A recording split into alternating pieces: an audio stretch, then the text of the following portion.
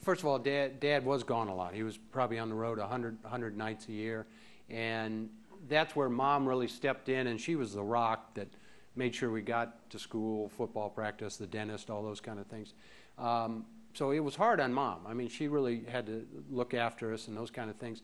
It wasn't a big thing that Dad was a congressman, because in Washington, D.C. at that time, most of our neighbors, everybody worked for the federal government. So it wasn't a big thing until he actually became vice president, and then our lives changed quite a bit, because that had elevated to a situation. At that point, we didn't have Secret Service yet.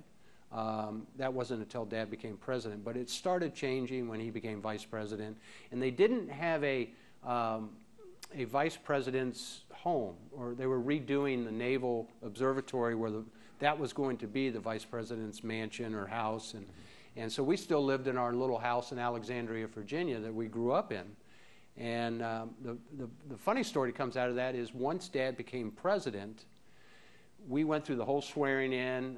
You guys remember the images of Nixon saying goodbye and the helicopter taking off. And we walked into the East Room of the White House. Dad took the oath of office. We took the pictures, went to the Oval Office.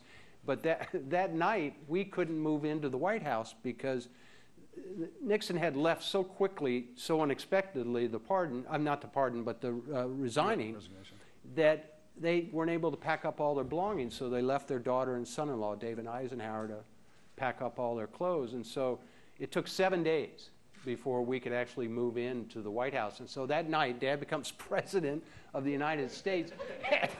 We go back to our little house in Alexandria, Virginia, and we stayed there for 7 days. And I'm serious. I'll never forget, my mom was cooking dinner that night, and she looks at my dad and she goes, "Jerry, something's wrong here." You just became the president of the United States, and I'm still cooking dinner for you. So that was our first 7 days. So that's how our life changed. So.